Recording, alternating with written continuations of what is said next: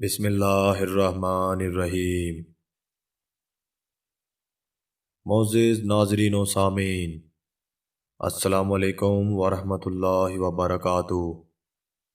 میں امید کرتا ہوں کہ آپ سب لوگ خیریت و عافیت سے ہوں گے۔ حضرت عیسیٰ علیہ السلام کے آسمان پر اٹھا لیے جانے کے بعد عیسائیوں کا حال بے حد خراب اور نہایت ابتر ہو گیا۔ یہ لوگ بت پرستی کرنے لگے اور دوسروں کو بھی بت پرستی پر مجبور کرنے لگے، خصوصاً ان کا ایک بادشاہ دقیانوس تو اس قدر ظالم تھا کہ جو شخص بت پرستی سے انکار کرتا تھا اس کو قتل کر ڈالتا تھا۔ اصحاب کہف شہر افسوس کے شرفا تھے، جو بادشاہ کے معزز درباری بھی تھے، مگر یہ لوگ صاحب ایمان اور بت پرستی سے انتہائی بیزار تھے۔ دقیانوس کے ظلم و جبر سے پریشان ہو کر یہ لوگ اپنا ایمان بچانے کے لیے اس کے دربار سے بھاگ نکلے اور قریب کے پہاڑ میں ایک غار کے اندر پناہ گزین ہوئے اور سو گئے تو 300 برس سے زیادہ عرصے تک اسی حال میں سوتے رہے۔ دقیانوس نے جب ان لوگوں کو تلاش کرایا اور اس کو معلوم ہوا کہ یہ لوگ غار کے اندر ہیں تو وہ بے حد ناراض ہوا اور فرط غیظ و غضب میں یہ حکم دیا کہ غار کو ایک سنگین دیوار اٹھا کر بند کر دیا جائے تاکہ یہ لوگ اسی میں رہ کر مر جائیں اور وہی غار ان لوگوں کی قبر بن جائے۔ مگر دقیانوس نے جس شخص کے سپرد یہ کام کیا تھا وہ بہت ہی نیک دل اور صاحب ایمان آدمی تھا۔ اس نے اصحاب کہف کے نام، ان کی تعداد اور ان کا پورا واقعہ رانگ کی تختی پر کنندہ کرا کر تانبے کے صندوق کے اندر رکھ کر دیوار کی بنیاد پر رکھ دیا اور اسی طرح کی ایک تختی شاہی خزانے میں بھی محفوظ کرا دی۔ کچھ دنوں کے بعد دقیانوس بادشاہ مر گیا اور سلطنتیں بدلتی رہیں، یہاں تک کہ ایک نیک دل اور انصاف پرور بادشاہ جس کا نام بیدروس تھا تخت نشین ہوا اور 68 سال تک بہت ہی شان و شوکت کے ساتھ حکومت کی۔ اس کے دور میں مذہبی فرقہ بندی شروع ہو گئی اور بعض لوگ مرنے کے بعد اٹھنے اور قیامت کا انکار کرنے لگے۔ قوم کا یہ حال دیکھ کر بادشاہ رنج و غم میں ڈوب گیا اور وہ تنہائی میں ایک مکان کے اندر بند ہو کر خداوند قدوس کے دربار میں نہایت ہی بے قراری کے ساتھ گریہ وزاری کر کے دعا مانگنے لگا کہ یا اللہ، کوئی ایسی نشانی ظاہر فرما دے کہ لوگوں کو مرنے کے بعد زندہ ہو کر اٹھنے اور قیامت کا یقین ہو جائے۔ بادشاہ کی یہ دعا مقبول ہو گئی اور اچانک بکریوں کے ایک چرواہے نے جو اپنی بکریوں کو ٹھہرانے کے لیے اسی غار کو منتخب کیا اور دیوار کو گرا دیا۔ دیوار گرتے ہی لوگوں پر ایسی ہیبت و دہشت سوار ہو گئی کہ دیوار گرانے والے لرز و براندام ہو کر وہاں سے بھاگ گئے اور اصحاب کہف باحکم الہی اپنی نیند سے بیدار ہو کر اٹھ بیٹھے اور ایک دوسرے سے سلام و کلام میں مشغول ہو گئے اور نماز بھی ادا کر لی۔ جب ان لوگوں کو بھوک لگی تو ان لوگوں نے اپنے ایک ساتھی یملیخا سے کہا کہ تم بازار جا کر کچھ کھانا لاؤ اور یہاں خاموشی سے یہ بھی معلوم کرو کہ دقیانوس ہم لوگوں کے بارے میں کیا ارادہ رکھتا ہے۔ یملیخا غار سے نکل کر بازار گئے اور یہ دیکھ کر حیران رہ گئے کہ شہر میں ہر طرف اسلام کا چرچا ہے اور لوگ اعلانیہ حضرت عیسیٰ علیہ السلام کا کلمہ پڑھ رہے ہیں۔ یملیخا یہ منظر دیکھ کر محو حیرت ہو گئے کہ الہی، یہ ماجرا کیا ہے کہ اس شہر میں تو ایمان و اسلام کا نام لینا بھی جرم تھا، آج یہ انقلاب کہاں سے اور کیوں کر آ گیا؟ پھر یہ ایک نان بائی کی دکان پر کھانا لینے گئے اور دقیانوسی زمانے کا روپیہ دکاندار کو دیا جس کا چلن بند ہو چکا تھا، بلکہ کوئی اس سکے کو دیکھنے والا بھی باقی نہ رہ گیا تھا۔ دکاندار کو شبہ ہوا کہ شاید اس شخص کو کوئی پرانا خزانہ مل گیا ہے، چنانچہ دکاندار نے اس کو حکام کے سپرد کر دیا اور حکام نے ان سے خزانے کے بارے میں پوچھ گچھ شروع کر دی اور کہا کہ بتاؤ خزانہ کہاں ہے؟ یملیخا نے کہا کہ کوئی خزانہ نہیں ہے، یہ ہمارا ہی روپیہ ہے۔ حکام نے کہا کہ ہم کس طرح مان لیں کہ روپیہ تمہارا ہی ہے؟ یہ سکہ تو 300 سال پرانا ہے اور برسوں گزر گئے کہ اس سکے کا چلن بند ہو گیا اور تم ابھی جوان ہو، لہٰذا صاف صاف بتاؤ کہ یہ عقدہ حل ہو جائے۔ یہ سن کر یملیخا نے کہا کہ تم لوگ یہ بتاؤ کہ دقیانوس بادشاہ کا کیا حال ہے۔ حکام نے کہا کہ آج روئے زمین پر اس نام کا کوئی بادشاہ نہیں ہے۔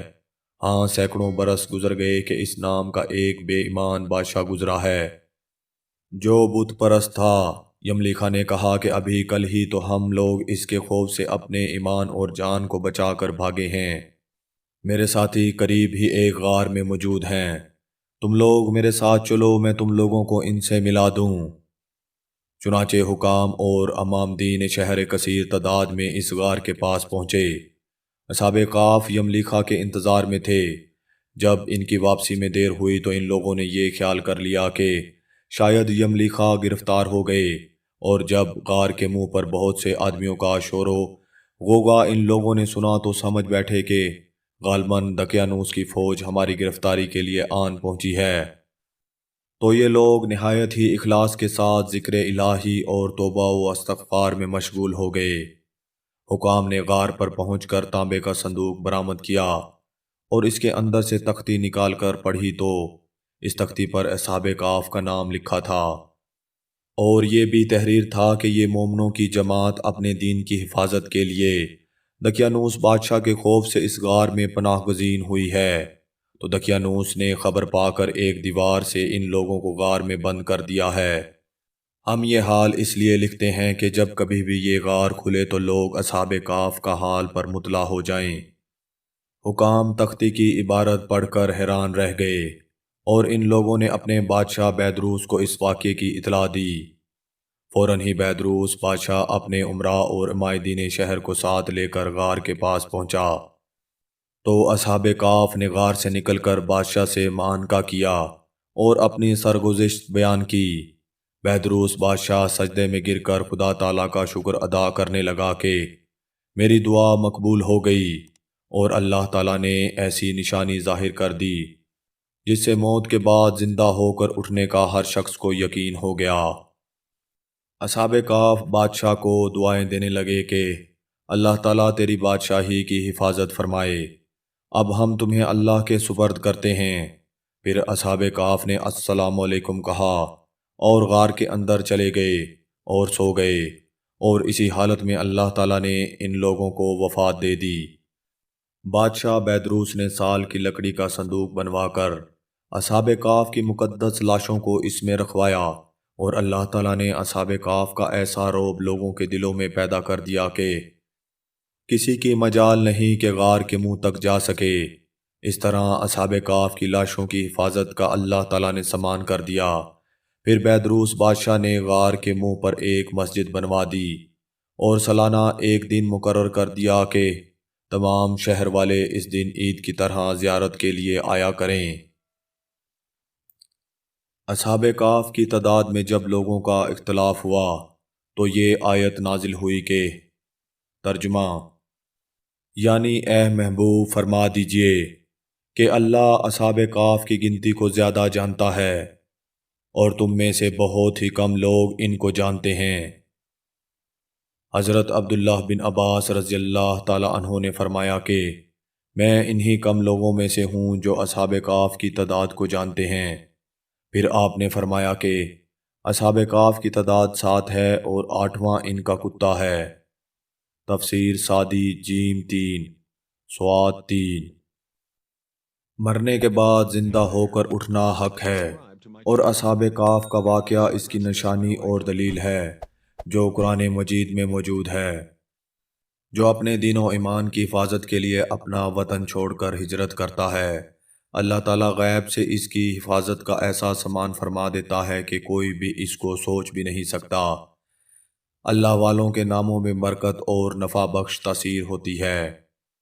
بیدروس ایک ایماندار اور نیک دل بادشاہ نے اصحاب کاف کے غار کی زیارت کے لیے سالانہ ایک دن مقرر کیا۔